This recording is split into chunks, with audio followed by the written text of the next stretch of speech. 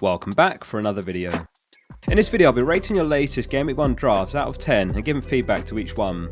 Thanks for sending all your teams in. If you're not following me on Twitter and Instagram, my username on both is fplfocal, links in the description. I've loaded all your drafts in one by one and we've got a perfect mix of teams to discuss here. Loads more FPL content to come. Hit subscribe to help us hit 80k by Game Week 1. Straight off the bat we have a Zinchenko draft from D0 Dave. This one's an excellent draft to kick off with actually, because it's well balanced in terms of money in each position and price points covered. I imagine Zinchenko will be a popular player, but for me he's a wait and see. It's likely that Arsenal's sign is playing midfield, but he can also play in left back if required. For Ukraine, he actually plays in midfield as a box-to-box midfielder, very involved in the build-up, and the bonus point system will love him if he plays a similar role at Arsenal. Unless Tierney's out for the start of the season, I'd avoid Zinchenko and grab an alternative like Gabriel or Tomiyasu. Bruno Guimaraes could be in for a great season, but I'm not keen for Game Week 1 either, as Newcastle face City in Game Week 3 and Liverpool in Game Week 5. It's fine if you've got a rotation player, but Pereira and Williams aren't the best players to be starting ideally in those game weeks. One lesson I suggest everyone's taken to this season is always give your bench attention every game week. It's quite easy to overlook it, as sometimes at first glance it looks okay. There will be weeks when you unexpectedly have to call on your bench, and using this draft as an example, you'd much rather Nico Williams comes off versus Newcastle than Pereira versus Liverpool. This was a mistake I used to make in my early days of FPL and it will cost you points. Good draft to start off with, I'm giving this one a 7 out of 10. Next up is a draft from Declan. We have our first Salah-less draft. This draft goes to show what you can do without Salah in your team. If you are bold enough to go without Salah, I think it has to be for one of Son or KDB. The problem with Kane and Haaland is that Salah's completely out of reach, as you'll need to make at least 2 moves to get back to him. I agree with Declan's comments on Rashford. He's been impressive in pre-season, with 2 goals and assists in 3 games. If Ronaldo is back come Game Week 1, I wonder what impact it could have on Rashford though, as Martial could compete for the same spot. I'm guessing you're an Everton fan with Patterson and Gordon here. To be honest, Patterson could be an interesting alternative to Williams, who is the most popular Formula defender, if Patterson can become first choice right back. I can't honestly see Gordon getting anything versus Chelsea though. Neto is the standout 5.5 mil midfielder. The bench is very light, so I'd look to shuffle the funds around a bit. For me, Salah is a must, so I'm giving this one a 4 out of 10. This draft from Joe Hall is a 3 premium or 3-mium draft. All 5 big hitters, Salah, Son, Kane, Haaland and De Bruyne are appealing, which is a big predicament this season. Joe's done well to squeeze 3 in here, but I'm going to argue the case against having 3 premiums. You may not know this, but in FPL you can filter by value, as in points per million. FPL is a game of finding value, and the premiums don't actually offer that in terms of points per million. However, premiums are still crucial because you have to select a captain every game week with the highest ceiling. Therefore, with 2 premiums, it's easy to plan for a good captain every game week. For example, Salah and Haaland's a popular combination, and you can clearly see on screen that there's already a good captain option available with those 2 alone. With 3, you're therefore losing potential value that you could have elsewhere. The graphic on screen shows that the defenders offer the best value, followed by mids and then forwards. Therefore, 2 big hitters is the maximum I'd stretch to and find value elsewhere, with at least 3 premium defenders. This one's just about the best you can do with 3 premium, so it's not bad, but with everything in mind I'm going to give it a 4 out of 10. Next up is FPL Krakow's team. He only had 20% battery on his screenshot, which suggests to me a lack of planning. However, when you look at his team, it's actually very well thought out. I've got some bias as my current draft is very similar. I mentioned in the team selection video that Robertson scored 1.5 points per match more than Luis Diaz did last season, and he's 1 mil cheaper. He actually even outscored Trent from Game Week 5 onwards last season, so I like Robertson as a 3rd Liverpool player.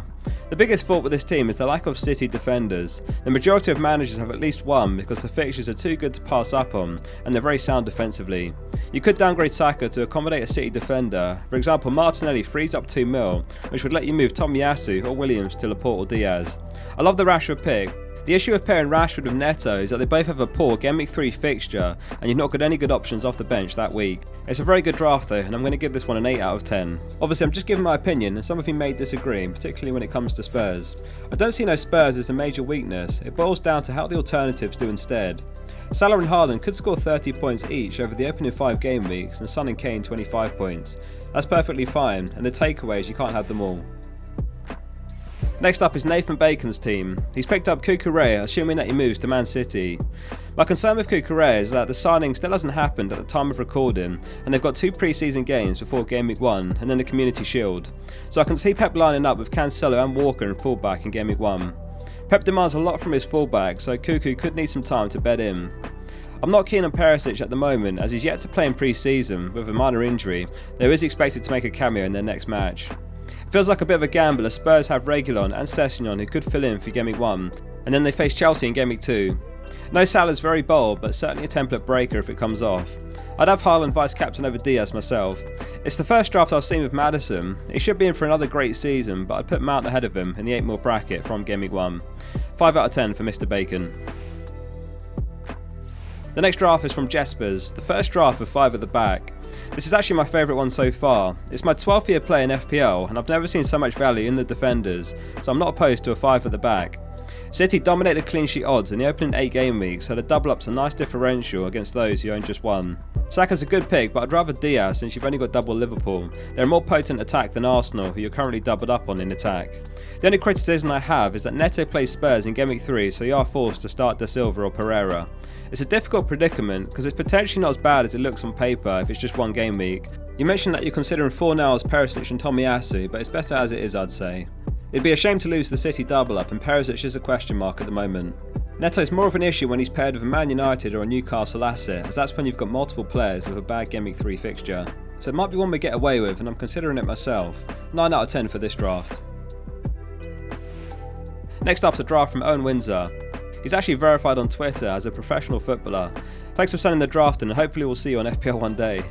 He's also gone Salahless, which I'm against personally, but I like this one more as you got Bruno Guimaraes while the last one had Gordon Gameweek 1. I love the James and Chilwell double up and the City double up, both very justified pairs. The main concern I have is Rashford and Bruno in combination, as mentioned before. In Gameweek 3, Liverpool faced Man United and City faced Newcastle, so you could be in for a bad game week without some planning there. You could downgrade Bruno to a 5.5 mil mid, such as Neto or Fornals, and then Nico Williams up to a 4.5 mil defender. No, Salah's a tough one to look past though, so I'm giving this one a 6 out of 10. And lastly, Adam Wheely's draft. We've had the Threemium draft, and now we've got the Oneium draft, as he's called it. This one's a great one to finish on, and I'll do a video talking about this one more. It's unbelievable how much you can spread the funds with a one premium team. The downside is that you're totally dependent on Salah as your captain every week, as there's no standout captain alternatives elsewhere.